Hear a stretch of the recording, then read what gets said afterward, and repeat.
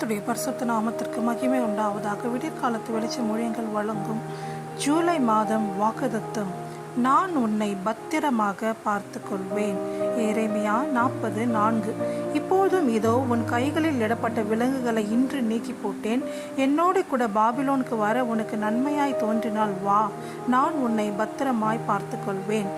இந்த வசனம் பாபிலோன் இராணுவ அதிபதி எரேமியா தீர்க்கதரிசிக்கு கூறிய வார்த்தைகள். எருசலேமை பாபிலோனியர் சிறைப்பிடித்த போது எரேமியாவும் கைது செய்யப்பட்டான்.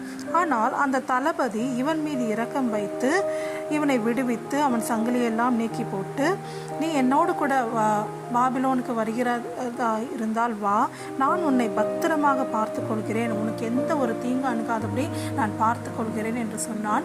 பின்பு உள்ள வசனங்களை வாசிக்கும் போது எரேமியா இல்லை, நான் இஸ்ரவேலிலே இருக்கிறேன் என்று சொன்னபோது, அப்போ இஸ்ரவேலில் வாழ தேவையான பணத்தை வெகுமதி கொஞ்சம் கொடுத்து அவனை அனுப்பிவிட்டான். தேவனுடைய பிள்ளையே, இந்த பூமியில் ஐயோ இந்த ஆட்சி வந்து விட்டது, அந்த ஆட்சி வந்து விட்டது என்று கவலைப்படாதீங்க. அதிகாரிகள், தலைவர்கள், ராஜாக்களை குறித்து பயப்படாதீங்க.